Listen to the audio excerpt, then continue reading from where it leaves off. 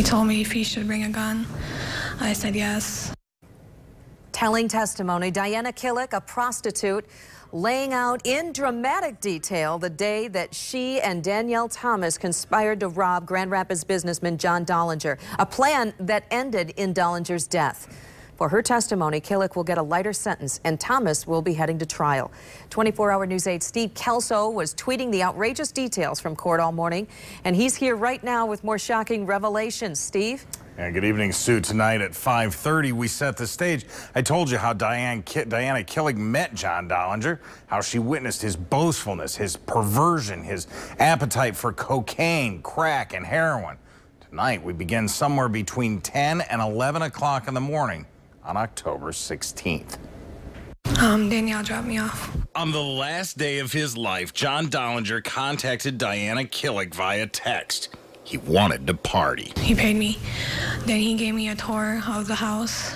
Kilic said that tour included viewing a video of one of Dahlinger's sons having sex with a woman. He asked Kilic if one day she would have sex with his son.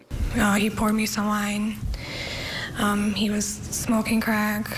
She says he smoked through his stash, so the two went to see a man identified only as Maple. And he bought more coke and more crack. We went back to his house. He was just getting high. I gave him some heroin. Meanwhile, Daynell Thomas was close by, circling the neighborhood, texting Kilic. Was asking me if there was money in the house. I told him I didn't know. I told him I didn't think so because it was already into the second hour. And I told John he needed to pay me for another hour. John said that he was gonna have his son drop off the money. The money never came. I texted Daynell that John was, feeling really high and that he was pretty messed up. She says Dahlinger headed for the bedroom with his knees on the floor. He sprawled face first on the bed. He asked Kilic to rub his back. Then I seen Daynell in the doorway. He had a gun pointed at us. First he said, "Where's the rest of our money?" He started walking towards us. I left the room at that point. I got scared and I left the room. About maybe 2 minutes after that, I heard a gunshot.